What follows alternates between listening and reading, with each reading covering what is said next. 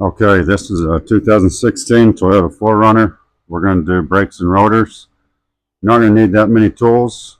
You'll need a 19 millimeter to remove the brake caliper, 12 millimeter to remove the brake line stabilizer bracket, 10 millimeter for the bleeder nut, probably one of these bungee cords to hold the caliper.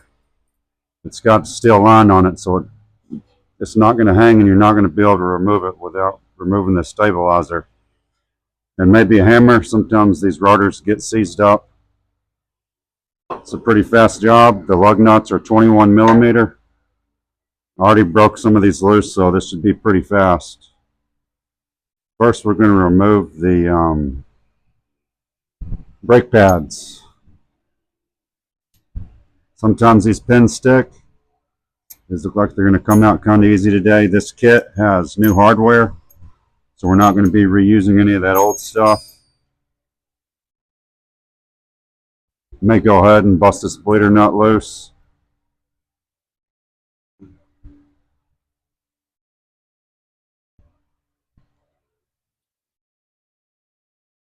Try to open up these pistons. Sometimes you could do this by hand.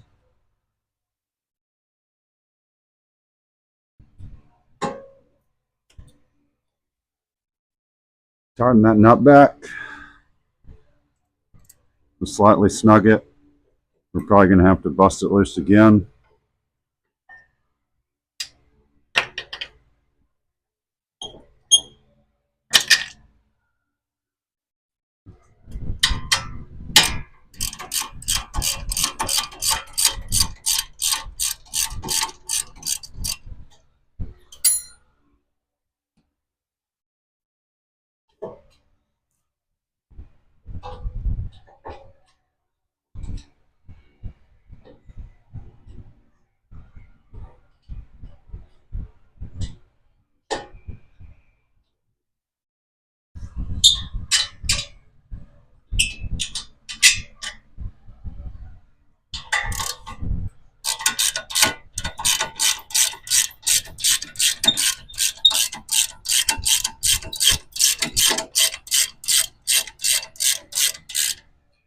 All right.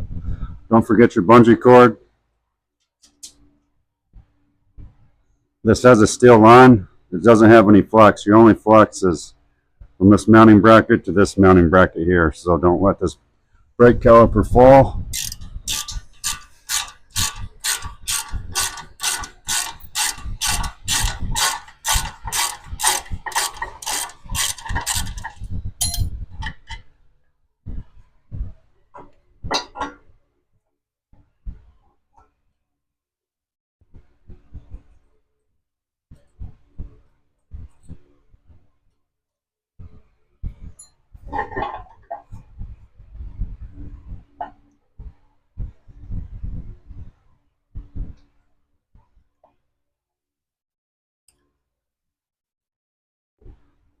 Got that out of the way.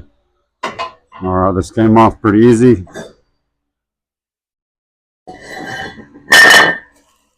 All right. We have some new drilled and slotted rotors. Just kind of upgrade it while we're here.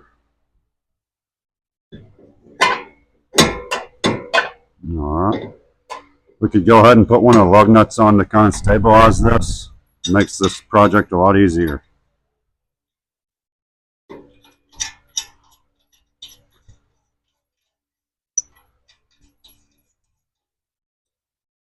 All right.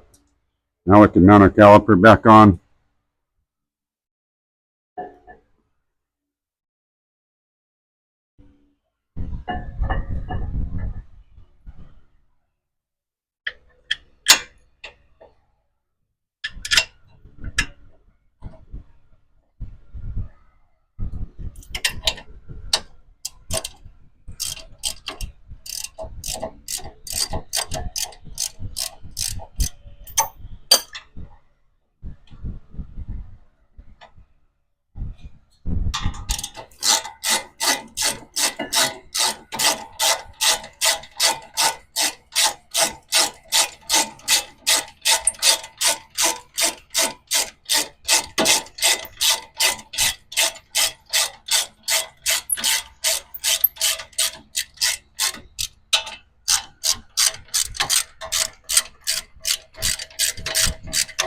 Again, these are those 19mm bolts.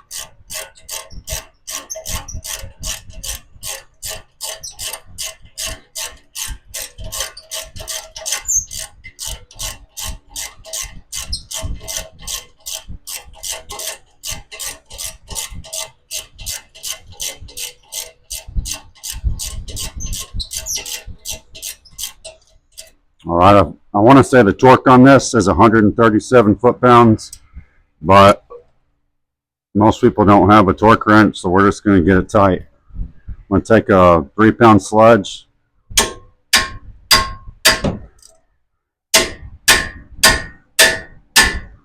of snug it up.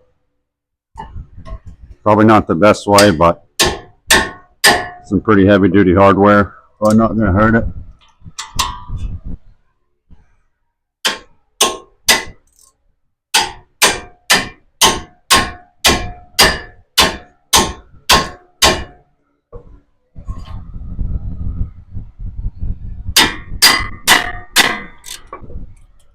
I have a bad habit of breaking bolts anyway, so I'm sure that's tight enough. Don't forget our brake-on stabilizer bracket. It's a 12mm.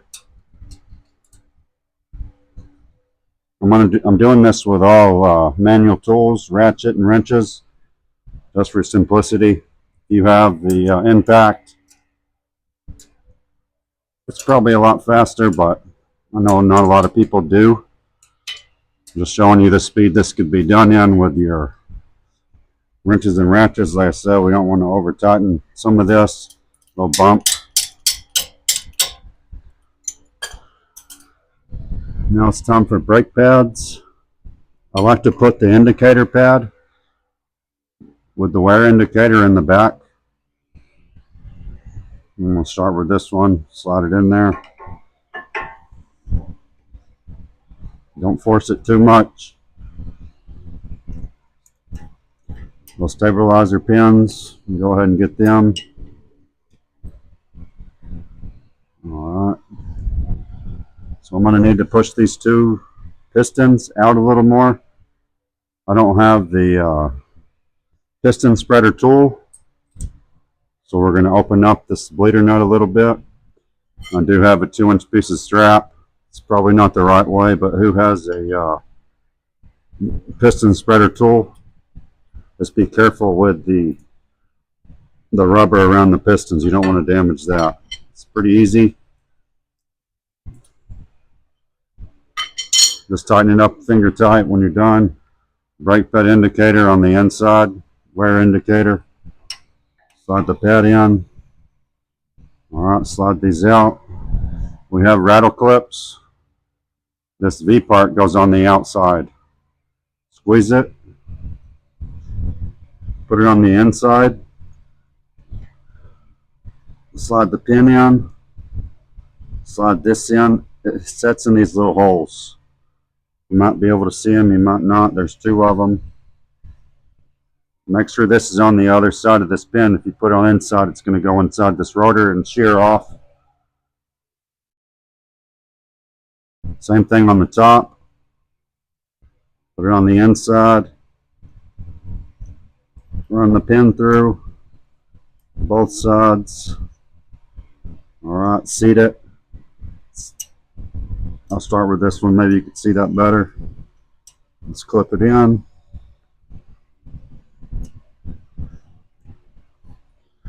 Last little anti-rattle clip. This is what holds the pins in. I would really recommend putting both ends of this in first, and then we'll shimmy it in the middle. There's holes in the back of these pins. It's going to find it.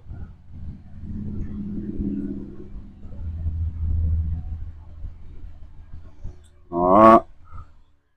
This little hole here. Just kind of manipulate it. Put it in there. Alright. We're going to have to add brake fluid. Don't forget that. We drained a little bit out. 10mm. Snug this back up. It doesn't have to be super tight. I'm going to change the brake fluid in the reservoir later. So I know I'm going to come back here. Another thing, don't forget the little rubber cap that goes on this. Alright. There you go. There's real time real-time speed and changing the brakes and rotors on one of these 4Runners. Pretty easy project, so there you go.